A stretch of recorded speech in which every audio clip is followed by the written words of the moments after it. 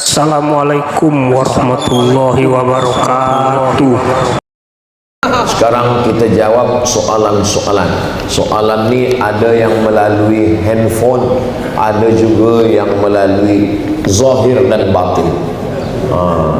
Kita bacakan dulu yang melalui handphone. Yang pertama adalah, bagaimana mau bersyukur sedangkan hidup kita sentiasa ditimpa berbagai kesulitan? Kenapa kita merasa hidup kita susah? Akulah yang paling susah, sayalah yang paling sulit. Sebab kita tak membandingkan diri dengan orang lain. Nabi Ibrahim alaihissalam, ayahnya kafir, Azar namanya. Lepas dari ujian ayah, berhadapan dengan umat yang menyembah berhala. Lepas dari ujian umat, berjumpa dengan umat yang zalim ingin merampas istrinya. Lepas itu menikah dengan Sarah, tak ada anak. Lepas itu umur 86 tahun baru dapat anak, namanya Ismail. Setelah Ismail lahir, kata Allah jauhkan dia, antar ke Makkah. Sampai di Makkah setelah anak remaja, kata Allah sembelih dia. Ujian tak pernah berhenti. Nabi Musa alaihissalam belum lagi lahir, Fir'aun bermimpi nampak budak kecil menarik mahkotanya. Kata Fir'aun, tangkap semua perempuan, anak yang lahir sembelih hidup-hidup, dianyutkan ke sungai Nil. Sampai hanyut sungai Nil, termasuk ke dalam rumah Fir'aun. Itu betul dia masuk. Fir'aun tak percaya, inilah mungkin budak kecil yang akan mengambil mahkotaku. Kata Asia, dia ni budak baik bang Fir'aun. Kalau tak percaya, cubalah bagi dia arang menyala dengan kuih. Mana yang dia ambil? Setan sudah nak ambilkan tangan, malaikat mengalihkan, terambil bara api. Budak kecil masuk ke dalam mulut, lidah kena bara api. Lepas dia remaja, dewasa, duduk istana Fir'aun. Lepas itu dia tengok ada dua orang berkelahi. Fawakazahu Musa, dia lerai, dia pisahkan, dia pukul sikit, mati, terusir jauh sampai di bawah pokok kayu. Yang masa tu Nabi tengok ada pokok kayu di bawah, kata Jibril, itulah tempat Nabi Musa menanti saat dia keluar. Sampai akhirnya berjumpa dengan anak Shu'aib. Berjumpa dengan anak Shu'aib, akhirnya nikah dengan anak Shu'aib. Maharnya 8 tahun mengembala kambing. Bukan mengajarkan surat Ar-Rahman, bukan senang. Selepas dia kuat, dia berhadapan dengan Bani Israel, menghadap Fir'aun, dikejar-kejar Fir'aun. Nabi Zakaria, Nabi Yahya, Nabi Isa, mana ada mereka yang lepas daripada ujian?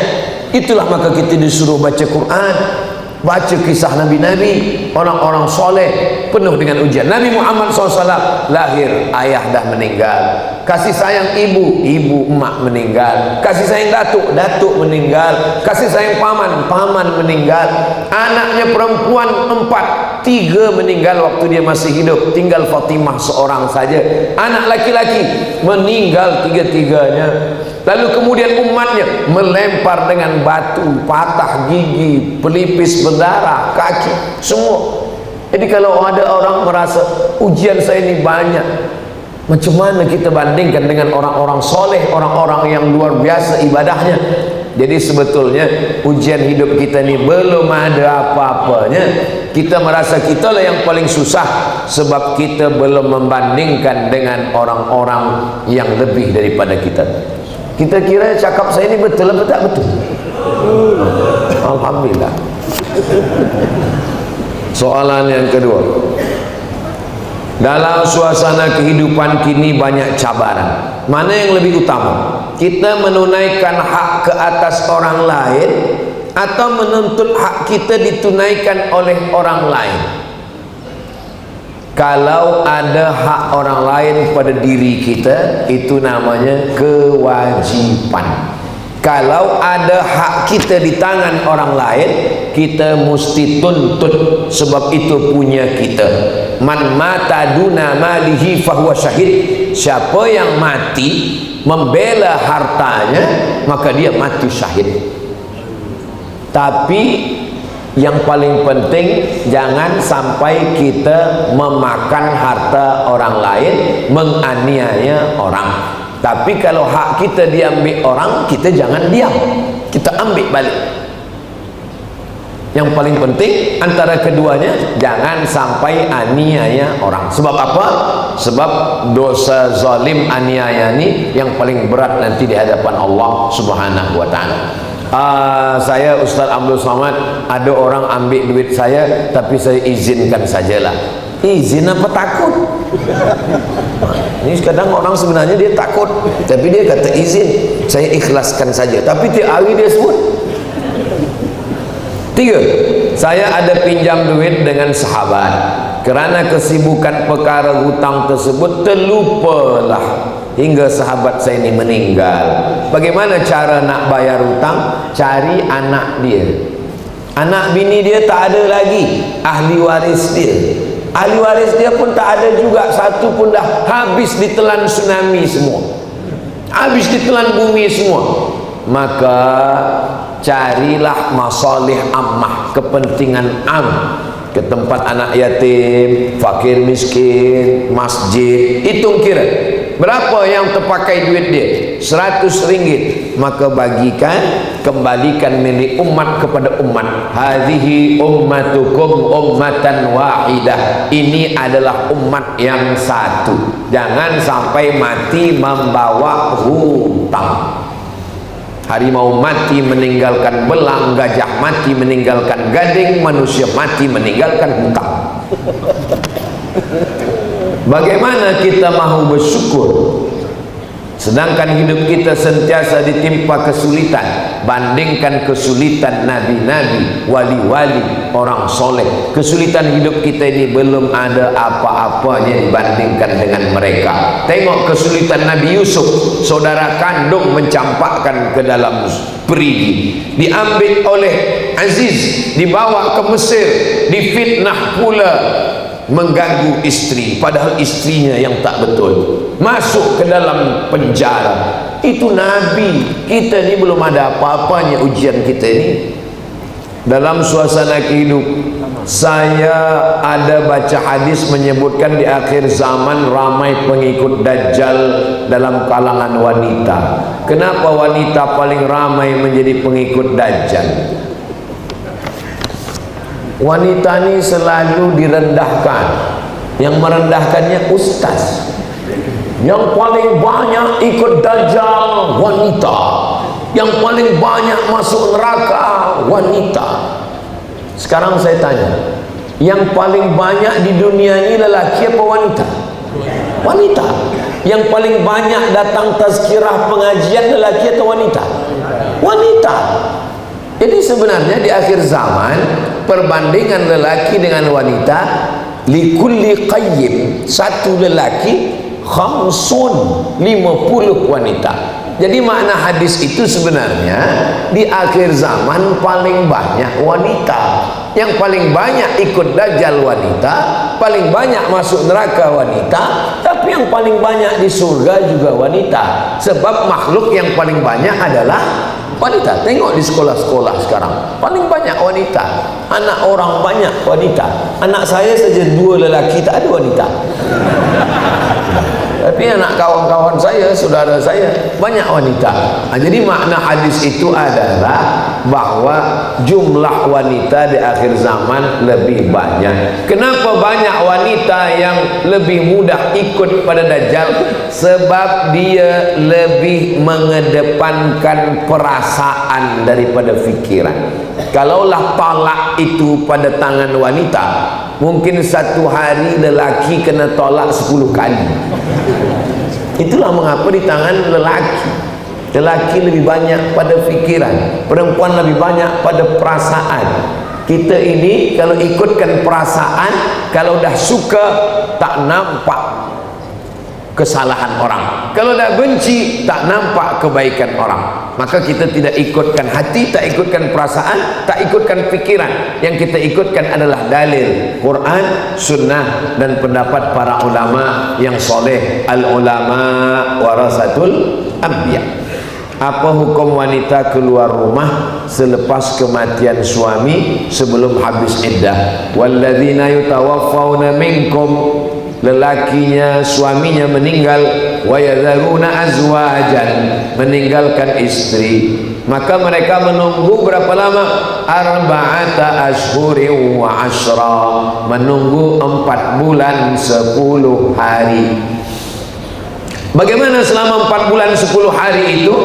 Bila tidak ada hajat darurat, dia di rumah. Tapi bila dia pegawai kerajaan, dia mesti bekerja, dia ada kewajiban, maka dia boleh keluar. Sebab makna tak boleh keluar sama sekali itu adalah perempuan dikhawatirkan dia ada perjanjian untuk menikah ke, untuk pinang meminang dan lain sebagainya. Dia mesti berfikir panjang, berduka cita, bertakziah.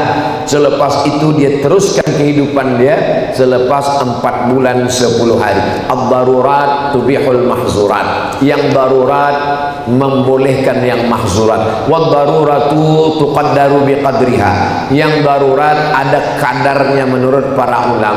Idza baqal amru ittasa. Kalau suatu perkara itu sempit, maka dia menjadi lapang sebab maslahat. Hidup ini ada maslahat, ada mafsadat. Kalau dia keluar rumah ada mafsadat, ada kerosakan, maka dia tahan diri dia hingga 4 bulan 10 hari. Jadi kalau ada belia-belia yang nak menikahi janda, tunggulah 4 bulan 10 hari. Selepas itu maka pinanglah dia, insyaallah sakinah mawaddah warahmah. 6. Kalau seseorang berziarah kubur, apakah boleh duduk di atas simen pada kuburan tersebut yang ada di sebelah untuk baca Yasin dan seumpamanya?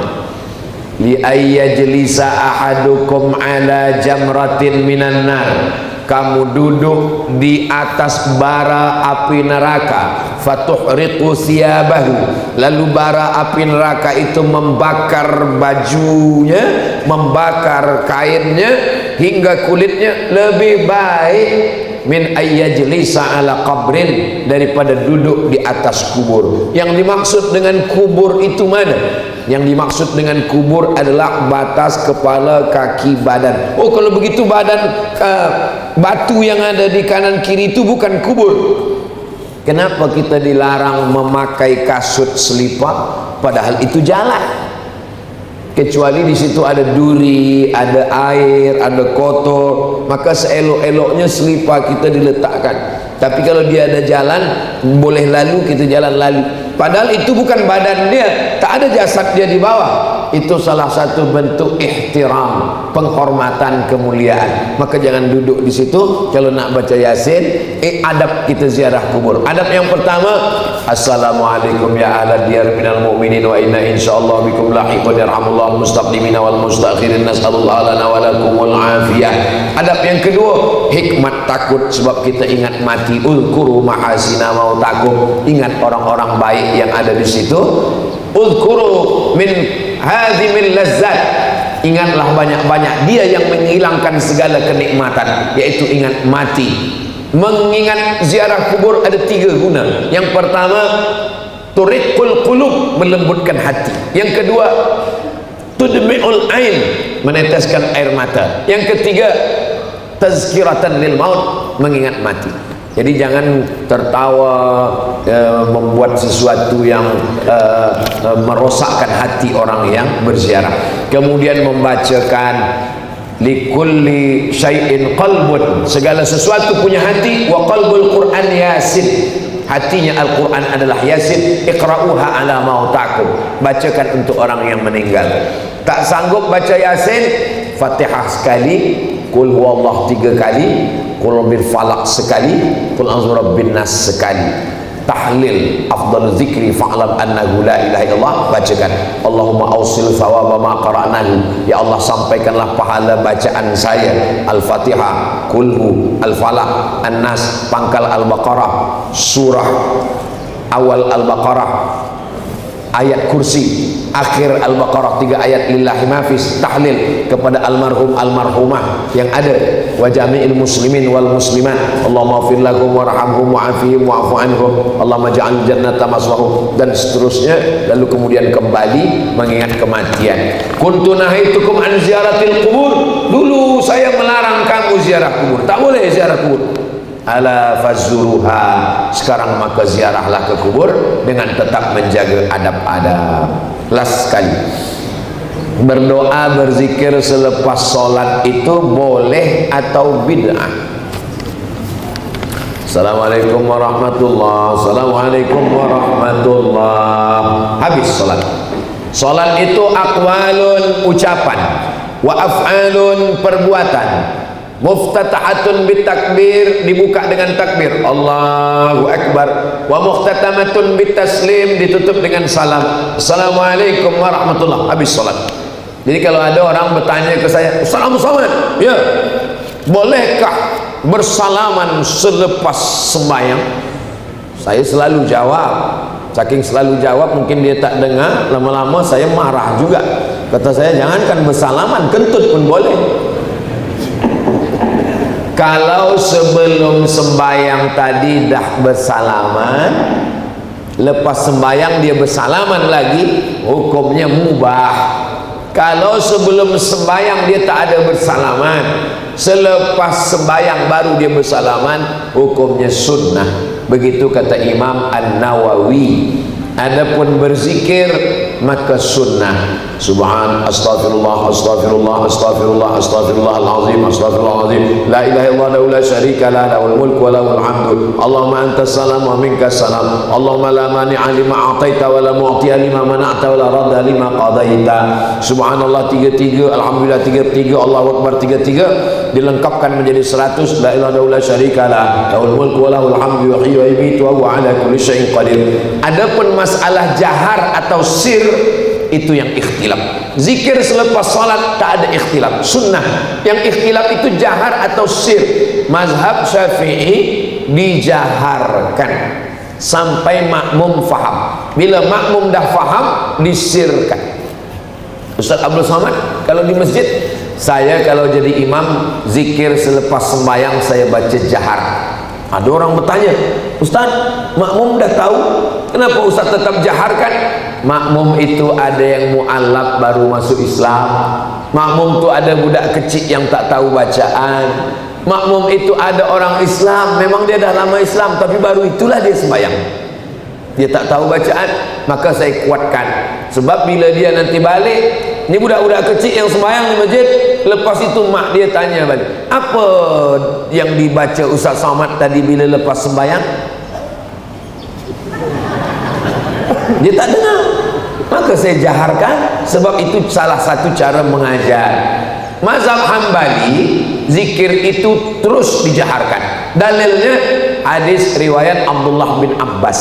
Kata Abdullah bin Abbas, kami tahu Nabi lepas salat dah selesai di masjid sebab kami mendengar suara takbir dari luar masjid. Abdullah bin Abbas di luar masjid, dia dengar suara takbir dalam masjid. Padahal masa itu belum ada lagi mic. Itu maknanya suara itu kuat. Allahu Akbar, Allahu Akbar, Allahu Akbar, Allahu Akbar. Begitulah suara Nabi dan sahabat waktu itu, sebab belum ada mic lagi, didengar oleh sahabat di luar masjid. Kami tahu Nabi dah selesai salat sebab kami mendengar suara takbir dari luar masjid. Jadi masalah dalil zikir jahat. Adapun berdoa bersama imam, dalil yang pertama, ad-da'i wal mu'ammin fil ajri sawa, yang berdoa dan yang mengaminkan pahalanya sama. Dalil yang kedua, Nabi pernah mengatakan amin, amin, amin, tapi yang berdoa tak ada. Sahabat bertanya, kenapa engkau katakan amin, amin, amin? Siapa yang berdoa? Kata Nabi, tadi Jibril datang. Kata Jibril 3, bu'dan liman adraka Ramadan falam yughfarlah. Celaka orang yang jumpa Ramadan tapi dosanya tak diampuni. Amin, kata Nabi. Bu'dan liman dzukirta wa lam yusalli 'alaika, celakalah orang yang disebut namamu tapi dia tak berselawat kepadamu. Amin, kata Nabi. Bu'dan liman adraka walidahul kibara ahaduhuma aw kilahuma falam yudkhilahul jannah, celakalah orang yang jumpa dengan ibu bapanya sampai tua tapi dia tak berbakti hingga dia tak masuk surga. Amin. Itulah dalil kalau ada orang berdoa kita mengaminkan. Amin, amin, amin. Dalil ketiga, qad ujibat da'watukuma, doa kamu berdua dikabulkan Allah. Yang berdoa Nabi Musa, yang mengaminkan Nabi Harun. Kalau ada orang mengatakan kalau tidak dibuat Nabi bid'ah, itu namanya hadis fi'li. Hadis itu ada 3. Yang pertama fi'li, perbuatan. Yang kedua qauli, ucapan. Yang ketiga takriri, pengakuan. Jadi kalau ada orang hanya mensyaratkan perbuatan, kalau tidak dibuat Nabi bid'ah, macam mana dengan qauli? Tentang puasa Nabi Daud, mana tunjukkan saya Nabi melakukan puasa Nabi Daud? Mana ada? Kalau disyaratkan mesti fi'li. Ada orang tawau, puasa Isnin, puasa Selasa makan, Rabu puasa, Khamis makan, Jumat puasa, Sabtu makan. Itu hadisnya qauli, ucapan Nabi. Apa kata Nabi? Ahabbus shaum ilallah shaumi Daud, puasa yang dicintai Allah puasa Nabi Daud. Jadi sunnah itu 3. Yang pertama qauli, yang kedua fi'li, yang ketiga takriri. Kalau tidak dibuat Nabi bid'ah. Imam Ahmad bin Hanbal, Imam Hambali, punya anak lelaki namanya Abdullah. Wahai Abdullah, ya, ayah engkau Ahmad bin Hanbal, betul. Berapa rakaat dia sembahyang sehari semalam? 300 rakaat, 300 rakaat. Mana ada dibuat Nabi? Kalau kaedahnya kalau tidak dibuat Nabi masuk neraka, berarti Ahmad bin Hanbal masuk neraka lah, karena dia membuat 300 rakaat sehari semalam. Nabi punya anak namanya Fatimah. Fatimah punya anak namanya Husain. Husain punya anak namanya Ali Zainal Abidin. Mengapa dia dipanggil Zainal Abidin? Perhiasan ahli ibadah. Kata Imam Az-Zahabi dalam kitab Syiar A'lam An-Nubala, kerana Imam Ali Zainal Abidin bersujud sehari alfa sajadah, 1000 kali sujud. Mana ada Nabi 1000 kali sujud? Kalau tidak dibuat Nabi, penuhlah neraka itu dengan orang-orang soleh. Abu Hurairah sebelum tidur malam, dia gulung tali, dia petik 1000 kali tasbih sebelum tidur malam. Subhanallah, subhanallah, subhanallah, subhanallah. Baru dia tidur. Tengok kitab Syiar A'lam An-Nubala. Kalau begitu masuk neraka lah dia. Sebab Nabi tak pernah memetik 1000 kali baru tidur malam. Imam Masjidil Haram Syekh Abdul Rahman Sudais malam Ramadan sembahyang tarawih membaca doa khatam Quran dalam sembahyang tarawih. Kita di bumi Melayu baca doa khatam Quran tu bila anak dah khatam Quran bersunat, bukan dalam sembahyang, di luar sembahyang. Mana ada Nabi baca doa khatam Quran dalam sembahyang tarawih? Kalau begitu masuk neraka lah Imam Abdul Rahman Sudais sebab baca doa. Jadi memahami sunnah tidak sempit macam itu. Kalau tidak dibuat Nabi masuk neraka, penuh neraka itu dengan orang-orang soleh. Jadi mengaji ini kita mesti khatam, kita mesti jelas, tanya kepada para ulama. Apalagi di Malaysia, di Sabah ada mufti, ada alim, ada ahal ehwal agama Islam, ada para asatis, ada para tuan-tuan guru. Mengaji, mengaji, mengaji. Jangan berhenti mengaji, bersanad kepada guru-guru. Imam dulu bertanya, dari mana kamu dapat ilmu? Dari Imam Al-Bukhari. Imam Bukhari dari siapa?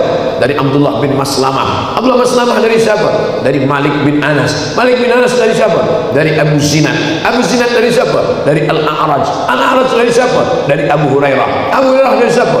Dari Nabi Muhammad SAW. Berguru, bersanad kepada para guru. Sekarang orang ditanya, kamu dapat dari siapa?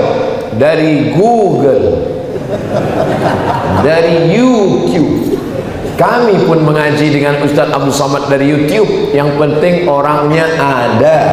Pernah berjumpa, tak jumpa, insya Allah ilmu sampai dan Yang paling penting kita belajar kepada ulama Ahlus Sunnah wal Jamaah. Itulah kaji kita subuh ini. Mudah-mudahan yang menyampaikan dan yang mendengar sama-sama diridhai Allah Subhanahu wa taala.